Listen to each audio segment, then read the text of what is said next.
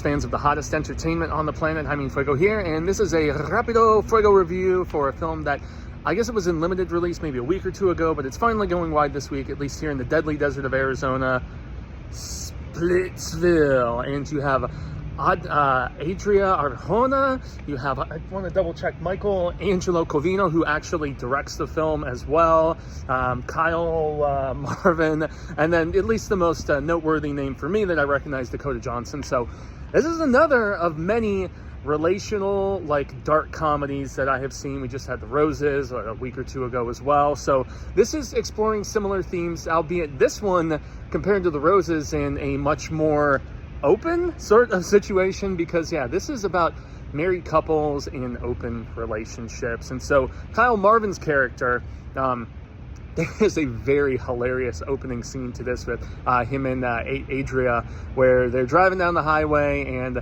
they're trying to have like a little very dangerous sexy time going down, and it's one of the darkest, most hilarious beginnings to a film that I've seen in a while. And that is the inciting incident there with what transpires is what essentially sets everything in motion for divorce on his end with Adria's character. And then he goes to console a buddy of his, which is the director, the Michael Angelo dude.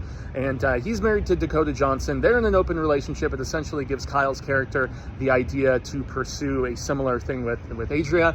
And there's a lot of hilarity that ensues. Most of the humor really does hit in this, as sordid as it may be, because Adria's character is like, yeah, I'm down for an open relationship, let's not get divorced, and she's just plowing through peeps. But some of the funniest moments are actually Kyle Marvin's character just being totally okay with her antics and not really pursuing any similar stuff himself, because he has his eyes on one person in particular, without getting into too many spoilery details, because that's not what I'm here to do. But the humor really does hit, as I mentioned. But for me, with the shifting allegiances and, commentary about this sort of approach to, it doesn't even fit.